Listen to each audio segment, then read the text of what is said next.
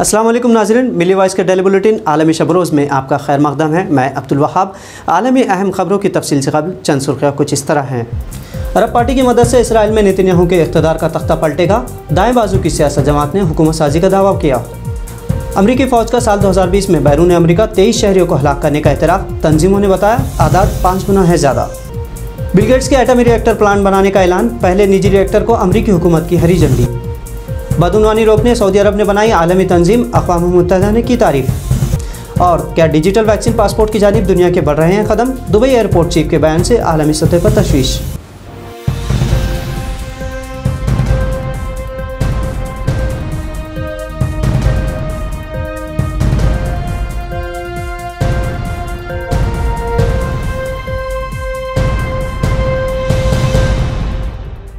अब खबर तफसील से।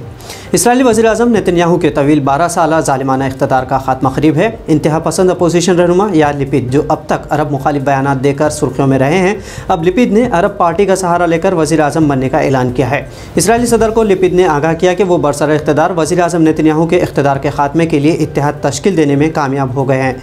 अरब न्यूज़ और फ्रांसीसी खबर रसा एजेंसी AFP के मुताबिक हुकूमत साजी के लिए दी गई मोहलत के खात्मे से चंद घंटों पहले इसराइली सदर को इस डील से आगाह कर दिया गया है। माहदे के तहत यार लिपिड और उनके इत्तेहादी नफ्तली बेनेट वज़ीर आज़म के ओहदे पर बारी बारी 2 साल की मुद्दत के लिए फ़ाइज़ रहेंगे।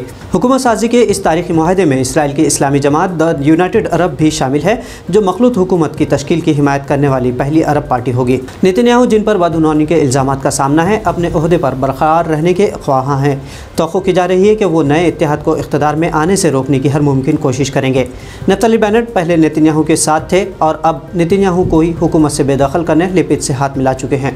अगर लिपिड भी हुकूमत साजी में नाकाम रहते हैं तो फिर 5वीं मरतबा इसराइल में इंतखाबात होंगे। 49 साला नफ्तली बेनेट को इंतहाई दाएं बाजू का कौम परस्त रहनुमा कहा जाता है, जो फ़लस्तीनी मुखालिफ और इसराइली बस्तियों के हामी हैं।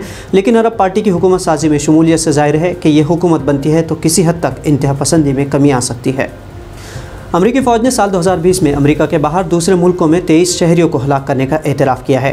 पेंटागन से शाये होने वाली रिपोर्ट के मुताबिक हलाक होने वाले शहरियों में इराक़, अफ़गानिस्तान, सोमालिया, यमन और नाइजीरिया के शहरी शामिल हैं। रिपोर्ट के पब्लिक सेक्शन के मुताबिक सबसे ज़्यादा 20 हलाकतें अफ़गानिस्तान में हुई हैं। अगरचे कांग्रेस ने हलाक होने वालों के वर्सा की माली इमदाद के लिए $30 लाख मुख्तस किए हैं, ताहम ऐसी कोई इमदाद अब तक नहीं दी गई है। बैनुल अक़वामी तंजीमों ने पेंटागन के बताए गए तादाद को कम बताया है। एयरवॉर्ड्स नामी NGO के मुताबिक अमरीकी फ़ज़ाई हमलों का निशाना बनने वाले आम शहरियों की तादाद 102 है।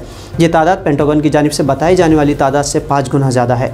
अफ़गानिस्तान में यूनाइटेड मिशन के मुताबिक अमरीकी ऑपरेशंस के दौरान अफ़गानिस्तान में 89 आम शहरी हलाक और 31 ज़ख्मी हुए हैं। इसी तरह एयरवॉर्ड्स और दूसरी NGOs के मुताबिक सोमालिया में 7 अफराद हलाक हुए हैं।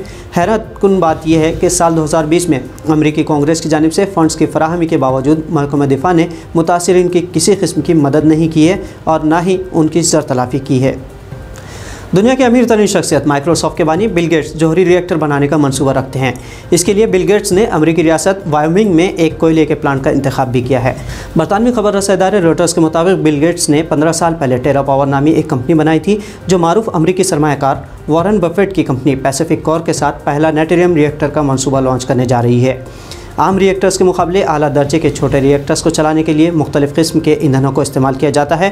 गेट्स की TerraPower LLC and PacifiCorp के मुताबिक साल के आखिर तक नेट्रियम रिएक्टर प्लांट का साइट का ऐलान कर दिया जाएगा। नेट्रियम रिएक्टर प्लांट 7 साल में तामीर होगा, जिस पर अमरीकी हुकूमत की मदद से $1 अरब की लागत आएगी।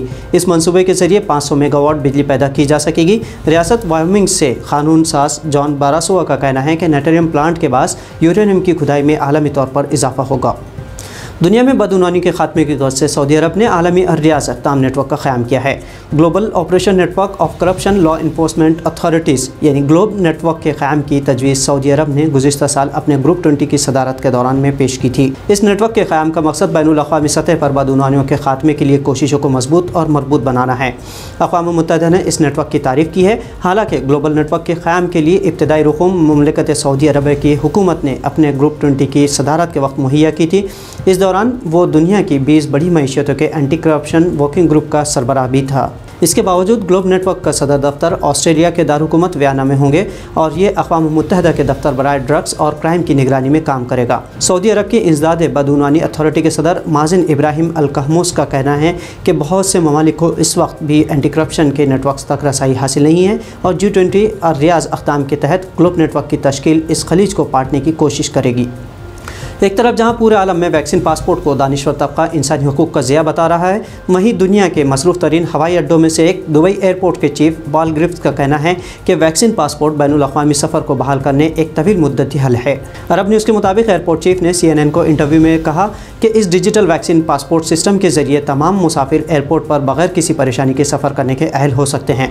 ग्रिफ्थ के मुताबिक वैक्सीन पासपोर्ट निज़ाम के बाद किसी मुसाफिर को कोरोना के ज़ाती टेस्ट की ज़रूरत नहीं रहेगी। इससे यह डिजिटल निज़ाम ज़्यादा मौसर साबित होगा। एयरपोर्ट चीफ ने फ़ज़ाई सफ़र के वापसी के साथ ही बहुत ज़्यादा मुसाफिरों की पेशन गोई भी की है, क्योंकि गुज़िश्ता साल के दौरान 4 अरब मुसाफिर फ़ज़ाई लॉकडाउन के बाद अब सफ़र करने के लिए बेचैन हैं। लेकिन आलमी तंजीमों और कारकुनान का कहना है कि वैक्सीन पासपोर्ट दरअसल किसी भी इंसान को कंट्रोल करने का एक बड़ा ज़रिया साबित होगा। साथ ही ऐसे अफराद जो किसी वजह से वैक्सीन नहीं लगवा सकते, उन्हें दिक्कतों का सामना करना पड़ेगा। तो नाज़रीन, मिली वाइज के लिए ये थी आलमी खबरें। दीगर खबरों के लिए हमें फेसबुक, यूट्यूब समेत दीगर सोशल मीडिया प्लेटफॉर्म्स पर फॉलो और सब्सक्राइब करना ना भूलें। अब्दुल वहाब को इजाज़त दीजिए। अल्लाह हाफ़िज़।